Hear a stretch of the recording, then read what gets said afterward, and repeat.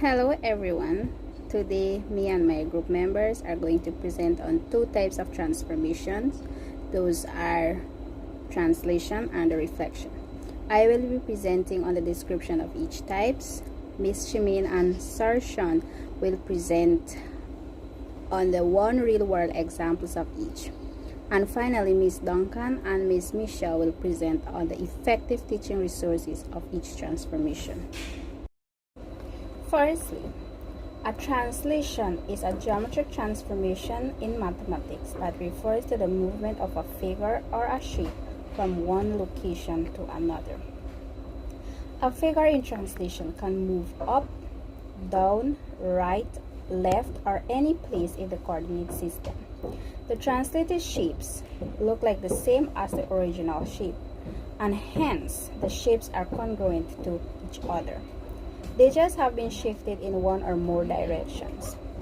Since it is just moving of the shape from one place to other, there is no change in the shape. The direction or the path of this changing position of the object can vary. For example, moving left first, then right again, and so on. If one point in a form such as a triangle, rectangle, square, line, circle, and so on moves 5 units ahead, all the points move 5 units forward as well. If one point of a triangle travels 4 units to the left, then all the points of the triangle move 4 units to the left also. While translating, all the points on the shape will shift by the same number of units. When a shape has been transformed, the original shape is called the preimage, and the vertices are usually labeled using uppercase letters, example A, B, C, D. The translated shape is called the image, and the vertices are labeled using uppercase letters with a prime next to each. For example, A prime, B prime, C prime, D prime. And is pronounced as how I mentioned earlier, A prime, B prime, C prime, and D prime. In translation, only the position of the object changes and the shape remains the same. Next thing, what is reflection? We have to know the definition of a reflection. In mathematics, a reflection is a type of transformation that flips a shape over a line. This line is called the mirror line or line of reflection. When a shape is reflected, its size does not change. The image just appears flipped, and it's also called flip. Every point on the shape is the same distance away on the other side of the mirror line. When an object is reflected across a line or plane of reflection, the size and shape of the object does not change, only its configuration. The objects are therefore congruent before and after transformation. The term preimage is used to describe a geometric figure before it has been transformed. Image is used to describe it after it has been transformed. In a reflection of a 2D object, each point on the preimage moves the same distance across the line of reflection to form a mirror line itself. The same is true for a 3D object across a plane of reflection. Here's an example of how we can use reflection in our daily lives. Now, reflection can be used to either mirror an object or a figure. Now, the first example is with a plant. Now we can clearly see the line of reflection and we can see the flipping of the plant in the mirror. The second example, I used myself. So we can also see using a person the flipping of the face or the flipping of the body in the mirror, and we can also distinguish the line of reflection there as well. Okay. So the two real-world examples for translation. We have to look at, for example, one example is escalator.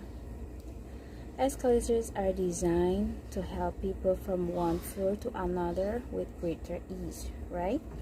So when a person climbs aboard on an escalator to go up the stairs, they are moved up or down along a vertical plane. They are also moved along a horizontal plane. So there is no change in the size, shape, or orientation of the stairs as they move up or down. The movement is translation. So if you see yourself on an escalator, let's say for example going up, you will see yourself the same position, and there is no change in size or shape. And the second one is a brick wall. These brick walls are an attractive feature in the home or any other building. So the pattern of the bricks is a good example of translation. The patterns are achieved by displacement of bricks horizontally and vertically without changing the size, shape, or orientation of the bricks. The way how they are built one on another, it can be this side, left, right, up, down, but they have the same shape and they do not change their size. Effective teaching resources in translation are geometric, manipulative, interactive whiteboard, online interactive activities, and worksheets and printables. Effective teaching resource. Now, effective teaching resources are materials that are used to help facilitate learning and knowledge acquisitions. Now, for example, one great teaching resource that we can use as it relates to transformation, we can use classroom observation. In our 21st century, people would rather to see the exact object. So if we would want to show reflection, we can have the exact object in front of them or the exact materials to help bring out our lesson to show reflection. In addition to Miss examples of some effective teaching resources are colorful worksheet papers, grade papers, PowerPoint, and some concrete materials such as a mirror, where they can be used for learners to reflect themselves in a mirror when they stand in front of it.